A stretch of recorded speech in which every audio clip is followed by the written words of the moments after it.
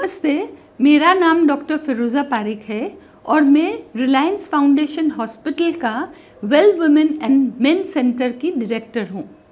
यहाँ हम IVF करते हैं, जेनेटिक काउंसलिंग करते हैं और बहुत सारे बच्चे पैदा करते हैं। और मैं थोड़े प्रश्न का जवाब आज देने वाली हूँ। एक महत्व का प्रश्न है कि एक कपल को कब IVF ट्रीटमेंट चालू करना चाहिए। ये बहुत महत्वपूर्ण क्वेश्चन है। क्यों? क्योंकि ऐसा भी हो जाता है कब कब कि स्त्री की उम्र कम है तो अपन रुक सकते हैं। अगर स्त्री की उम्र बढ़ जाती है तो बिल्कुल IVF का इस्तेमाल करना है, क्योंकि जो वुमेन की फर्टिलिटी है वो एज के ऊपर डिपेंड करती है।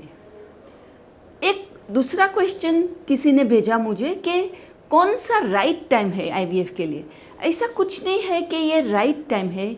जब भी कोई डिफ़िकल्टी आवे, जब भी ऐसा लगे कि कपल ने 2 साल या 1 साल पूरी मेहनत की है नेचुरल कंसेप्शन के लिए और फिर भी बच्चा नहीं हुआ है, तो ज़रूर से डॉक्टर के पास जाना चाहिए, ज़रूर से IVF स्पेशलिस्ट के पास जाना चाहिए, क्योंकि वो व्यक्ति जो प्रॉब्लम है उसको डायग्नोस करके ट्रीटमेंट चालू कर सकते हैं। मुझे जब पेशेंट्स मेरे पास आते हैं तो एक प्रश्न ज़रूर पूछते हैं कि भाई IVF का प्रोसेस क्या है, वो नेचुरल है कि आर्टिफिशियल है और उसकी सक्सेस रेट क्या है। IVF प्रोसेस बिल्कुल नेचर को मिमिक करता है। जो नेचर करते हैं वैसा ही IVF प्रोसेस करता है।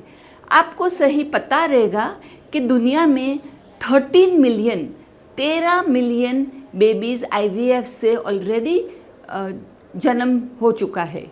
सक्सेस रेट काफ़ी चीज़ पे डिपेंड करता है। सक्सेस होता है जब ज़्यादा सक्सेस रहता है जब पुरुष की स्पर्म पैरामीटर्स अच्छी रहती है। सक्सेस ज़्यादा रहता है जब स्त्री की उम्र कम रहती है।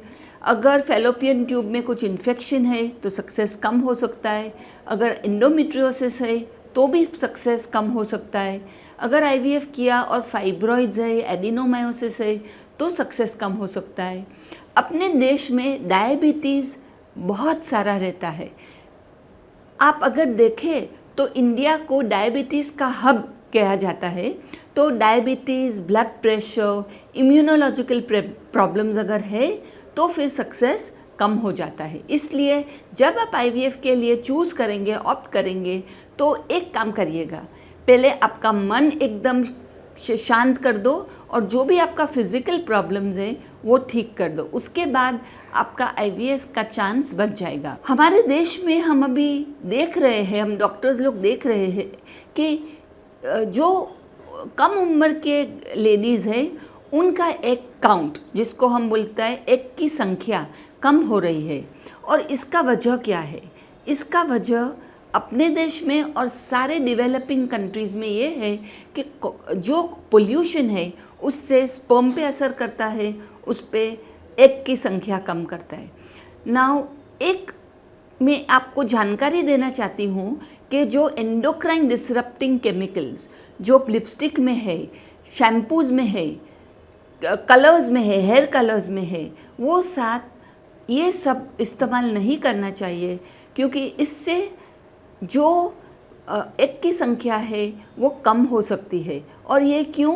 क्योंकि ये सब में प्लास्टिसाइजर्स है, बिस्फेनॉल है, थैलेट्स है, जो जाके एग के ऊपर चिपक जाते हैं, जो जाके स्पर्म के ऊपर चिपक जाते हैं, वो ये हानिपूर्णक हो सकते। मेरी ये इच्छा है आपके लिए ये वर्ल्ड IVF डे के कि अगर आपको कोई तकलीफ़ है, कोई दिक्कत है, तो प्लीज़ आप आ जाइएगा। आपका जो भी प्रॉब्लम्स है हम रिलायंस फाउंडेशन हॉस्पिटल के वेल वुमेन सेंटर में आपकी पूरी मदद और सहायता करेंगे।